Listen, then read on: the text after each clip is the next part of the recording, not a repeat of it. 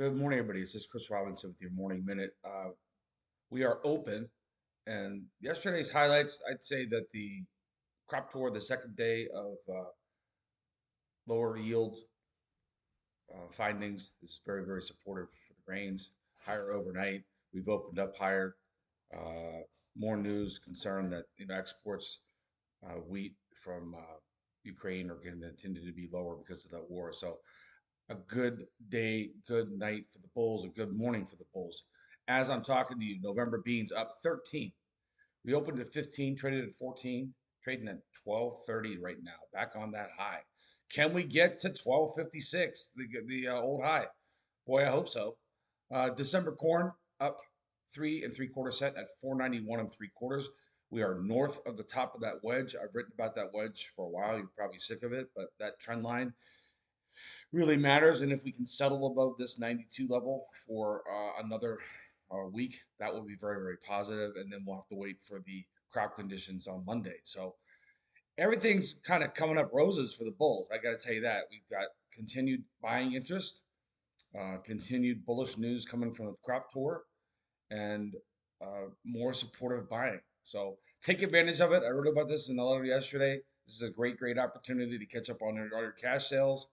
Um, Again, just please take advantage of it. If you know you're going to store, every time we rally, the puts get cheaper.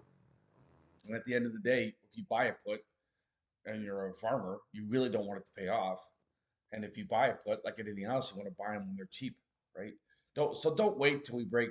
If we break, 90 cents like we did in the beans, we break 90 cents, then people are very interested in puts. I'm trying to do the reverse up here. So reward the rally. It's a great development for whatever reasons. The way these markets are trading right now, it can turn any time. The other positive is the managed money continues to buy it, so they're betting with you now. So uh, there you go. So currently, D's corn 491 3/4, up 3 3/4 cent, just trading 492. Novi beans trading 12.28. We can see if we can go. I'd say the next old high to watch in beans is 12.40, and then we obviously go back to 56, which was the high before the break. Kansas City wheat up 2.5, Chicago wheat up 5.5. And in the cattle market, we've got a cattle on feed on Friday. Um, Kind of a quiet opening, a penny-and-a-half-cent range here in fat cattle, basically unchanged, trading at 219.32. Sep feeders down 80 cents. We opened at 335. We are trading at 332 half. So again, another kind of strong opening, and then we start kind of leaking. A little bit of recovery in the hog market of the hogs. I finished up, it was the last chart I put in the letter yesterday. The hogs on the real long term, like monthly continuation chart, they're at a critical point. They're testing a big long term 6 year bull trend line. And that's going to be very important to watch moving ahead. So defend what you can. Um, a good way to start a Wednesday. I'm going to be on RFD TV today.